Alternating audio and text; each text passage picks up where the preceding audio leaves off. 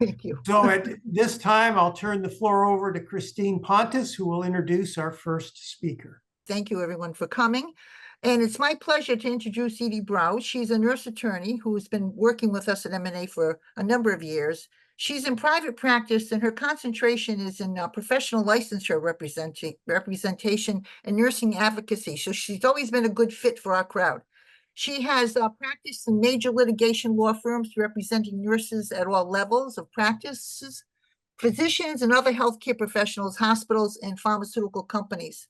Edie is also admitted to practice before the bars in the state courts of New York, New Jersey, and Pennsylvania, the southern and eastern districts of the New York federal courts, and the United States Supreme Court.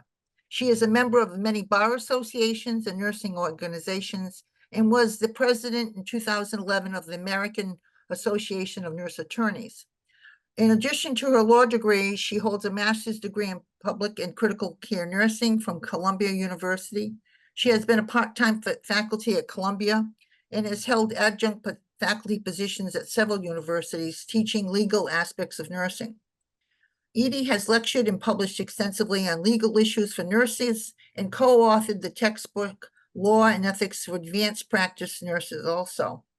She is the 2008 recipient of the Outstanding Advocate Award, the 2017 Outstanding Litigation Section Member Award, and the 2020 Outstanding Solo Practice Section Member Award from the American Association of Nurse Attorneys. Thank you, Edie, for coming with us tonight, and my pleasure. Thanks. I'm going to put in the chat room, you've got links to 3 different cases so that you will have those if anybody wants to actually read the opinions in them. And I want to give you a background. I'm not going to go through into all the weeds, but I want to give you a sense of how we got to where we are. So I'm going to take us all the way back to the Truman era. 1946 is when we had our first Administrative Procedure Act. And what this act did is Congress enacted legislation that created independent agencies that have particular technical or scientific expertise to interpret, develop, issue, and enforce regulations about certain things. So you're going to have people with a biochemical and pharmaceutical background who are going to be giving advice and making regulations with, like the FDA, with regard to pharmaceuticals.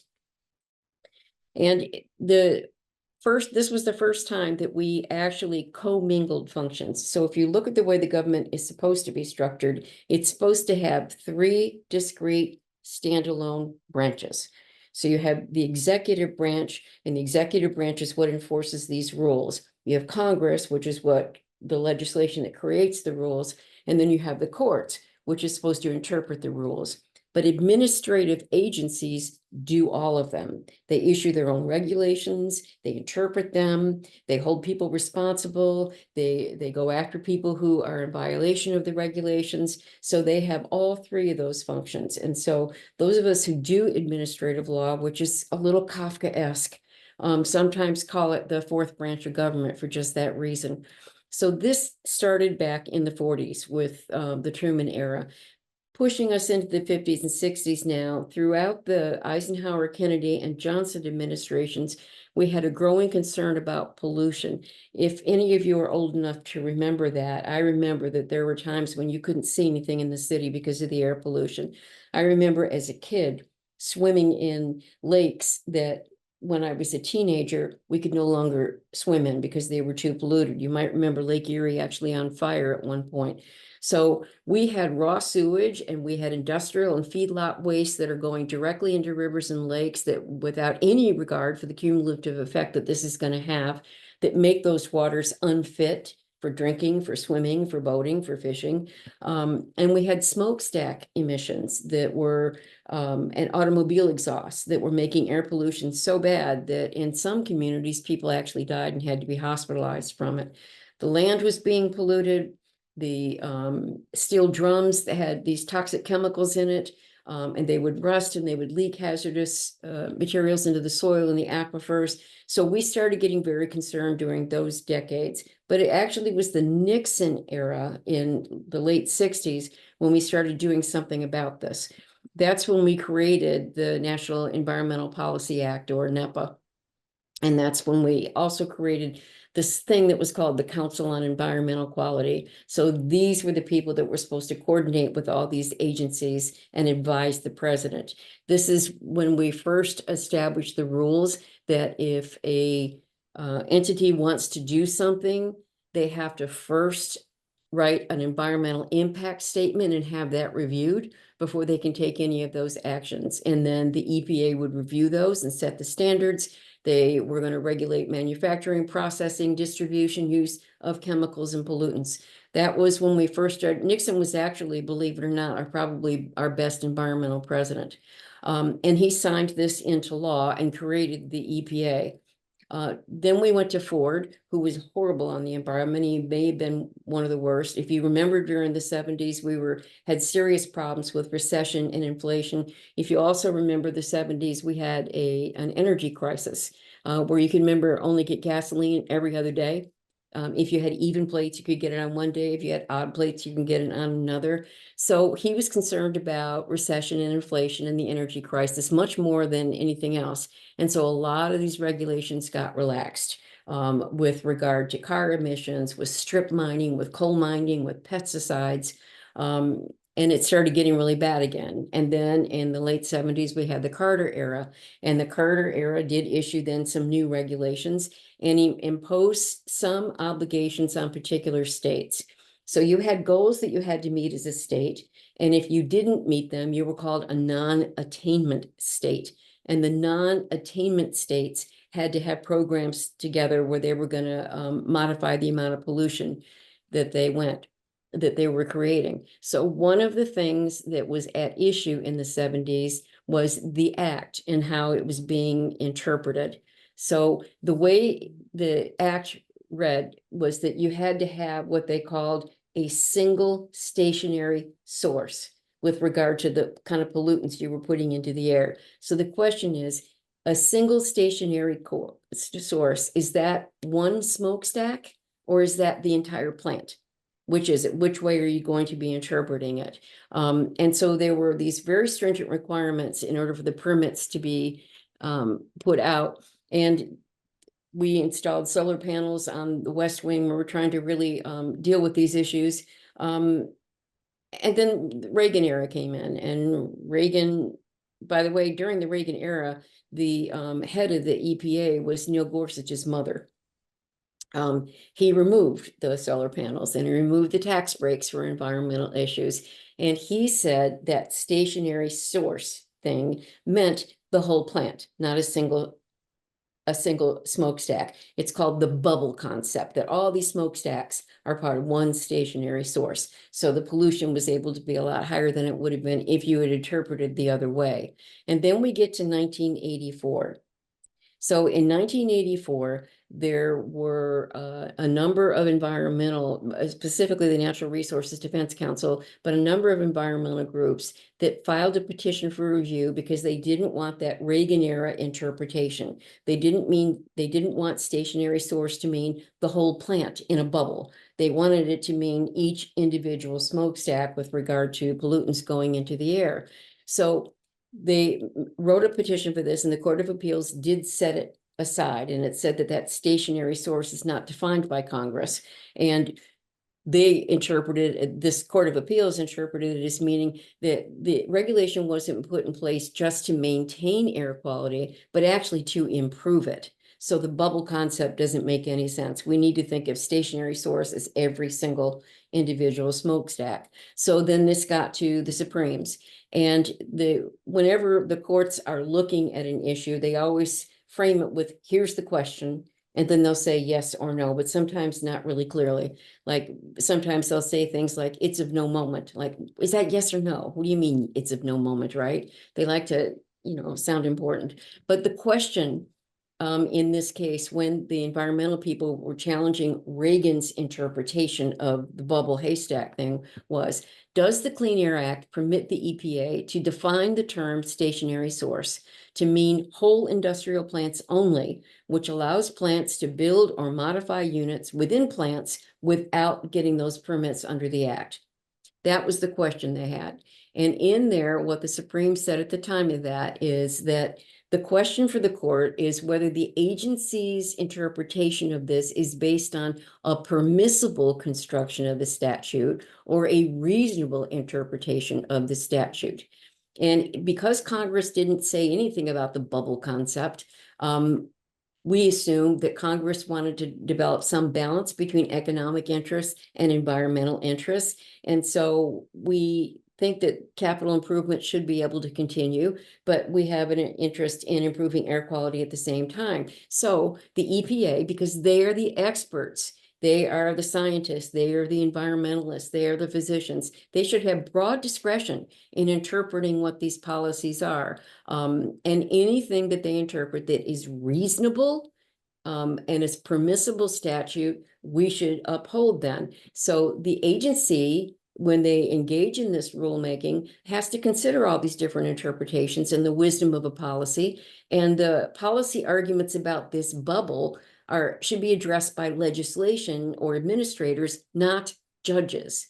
So the EPA's interpretation in this case was reasonable. And so they're entitled to deference. So we call this the Chevron deference, which means these agencies are the ones with the expertise. So unless their construction of something is completely unreasonable or completely different than what Congress had intended, and it's not a reasonable or permissible interpretation, we are going to defer to them because they are the experts. We don't want judges substituting their judgment for people who have expertise in the field. That's why we have an FDA. That's why we have an NTSB. That's why we have OSHA, because these are people with specific technical and scientific expertise, and we want them deciding what should be done, not judges who've never been to medical school. So they said that the process now was going to be 2 steps. With every argument that comes in about the way the agency interpreted something, the first thing is to look at the statute itself and see, is it very clear or is it ambiguous? If it's ambiguous in any way, we're going to defer to that agency. We're going to do the Chevron deference. And that started in 1984 and had been used and used and used. Then we get into the Bush era, where we start now looking at the climate change and the impact in the US on that. And if you remember in the 90s, the Montreal Protocol, which was to reduce greenhouse effect, and we were destroying the ozone layer, and you were able to see that from Antarctica. At the time, in our refrigerators and our air conditioners, we're using refrigerants like Freon and a lot of other hydrofluorocarbons in the aerosols, and it's the chlorine that was destroying the ozone. So we started putting tougher, not under Bush, but then under Clinton, we started pushing tougher standards in on soot and smog. We got rid of the hairsprays and a lot of the other things that we've been doing. That's when we had the Safe Drinking Water Act, not that it's helped people in Flint that much. And we doubled the number of chemicals that had to be reported. So this shows you that our legislation and the heads of all these agencies and how they interpret things flips and flops and flips and flops back and forth depending on who's in the oval. And it is, you can see how it goes back and forth. So we get into the Bush era. He refused to join the Kyoto Protocol. That's what required nations to reduce greenhouse emissions. He intentionally led a disinformation campaign to mislead the public about environmental issues. He censored global warming documents, and he fired scientists that had been studying global warming at Exxon's request. And then we have Obama. He increased fuel efficiency, but he rejected the Keystone Pipeline. He worked with the Clinton era issues that have been put in place, the Paris Agreement, to reduce these greenhouse emissions. And some states and coal companies and electric companies and manufacturing companies filed suit against Obama because they didn't like some of these reformations that had been done. And they decided that they were going to file a lawsuit about this. And it's in the appeals process. SCOTUS has still not taken the case up because it hasn't made its way up to that level. So the implementation of those things that Obama put in place is placed on hold until all the the appeals play out, primarily with green energy investments. And then we had Trump. Trump issued an executive order to establish a working group to propose changes, meaning weaken the Environmental Protection Act.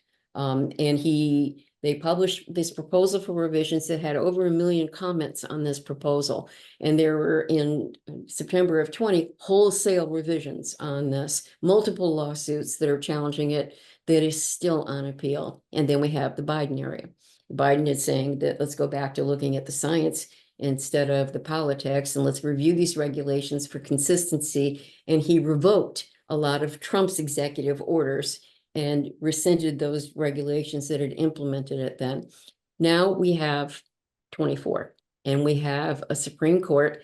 I'm going to try as hard as possible to be apolitical, but it's a little hard to do right now with what's going on.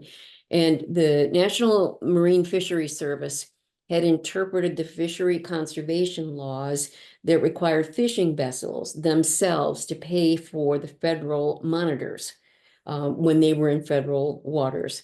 And they didn't like that. They didn't think that they should have to pay for that, and they didn't like that regulation. So they decided that they were going to go to court on that. The lower courts were still using Chevron deference, so they upheld the National Marine Fisheries Service.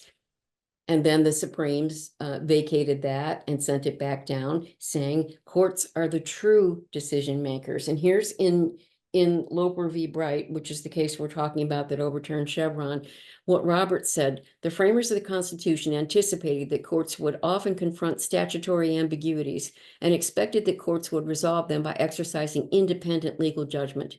Chevron bravely erred in concluding that the inquiry is fundamentally different just because an administrative interpretation is in play.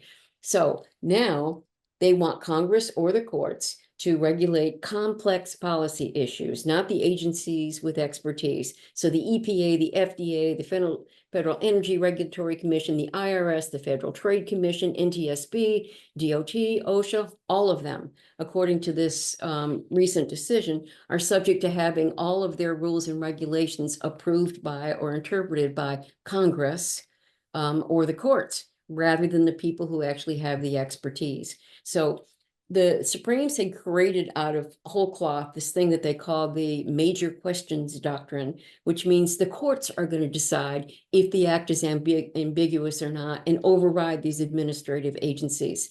So anything that can have a significant economic or political effect, like what doesn't, is now subject to that kind of review rather than going through the agency. And as an example, the emergency temporary COVID standards that were put in by OSHA for vaccination, masks, and testing, these were put in, and the court undid it because they interpreted that OSHA was not created to create public health standards. They were created instead to provide for workplace safety and health, as if you can take them apart, as if for people who work in healthcare, there is a difference between workplace safety and public health measures. And so now the former OSHA deputy assistant said, it certainly doesn't make it any easier for OSHA to issue standards. It already takes OSHA between 10 and 20 years to issue a major standard. Because of the Chevron deference, when industry inevitably sues the agency over every regulation, the agency usually wins. This will obviously give the courts, especially the courts who don't like the administrative state, a lot more leverage to overturn OSHA regulations. So who is it that's going to decide what is safe? Who is it that's going to decide what are healthful working conditions? This will make it easier for employers to challenge, because they're going to be able to say, well, before, if we weren't in compliance, OSHA could issue citations, but they don't have that kind of teeth anymore. So we don't really necessarily have to follow what those regs are. They're going to have a better time challenging OSHA than they did before. And different courts can interpret things differently. So now we have a real possibility for inconsistency and more congressional involvement. And from a union standpoint, when you make internal safety complaints, are they still going to be considered protected activity? That's a question for the NLRB that can also be overridden. So we don't know what's going to happen. But one of the things to keep in mind with this Loper case is, and I put all three of them in there for you if you want to read it. There's another case that is, we call it the corner post case. So this is scary because it happened pretty much at the same time as Loper. So in this case, the Federal Reserve Board regulations allowed bank fees that merchants could charge. Allowed for what the fees were that banks could charge merchants.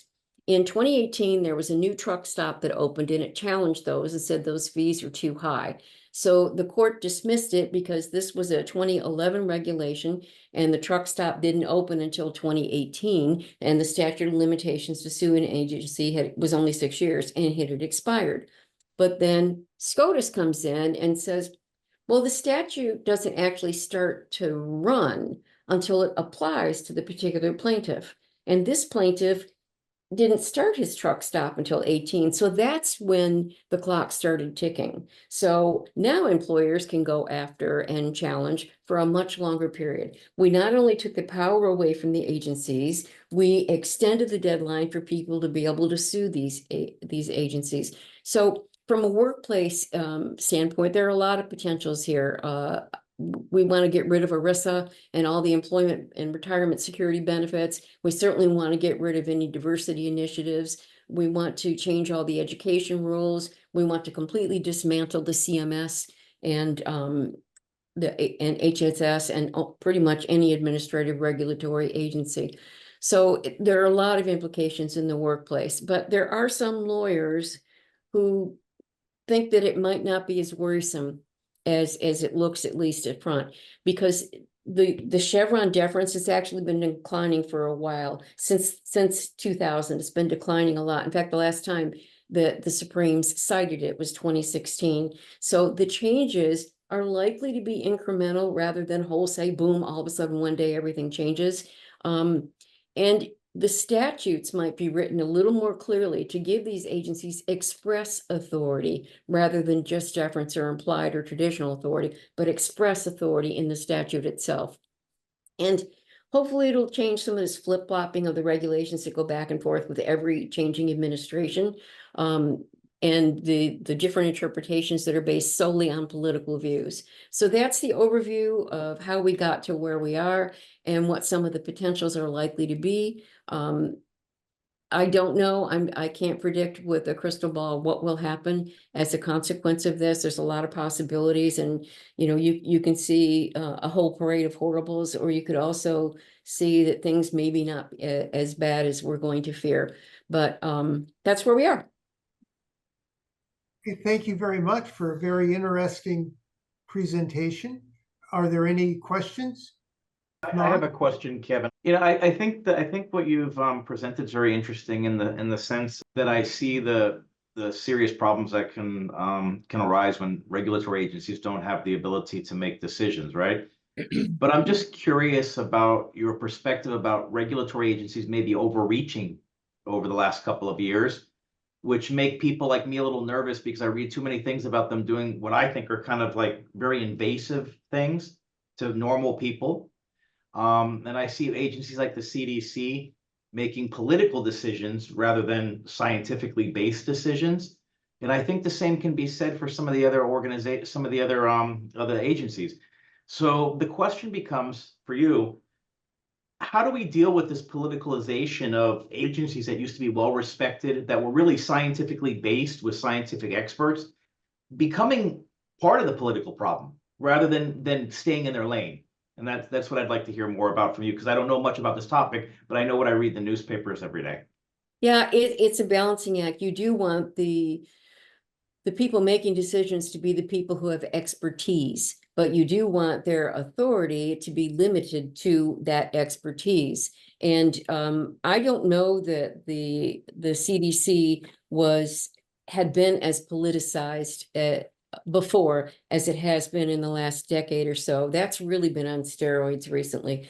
And part of it, again, is that it changes with administrations because it's the executive branch that decides who's going to head up these agencies. And you do want the balancing act. You want them to have authority, but you also want them to have some accountability.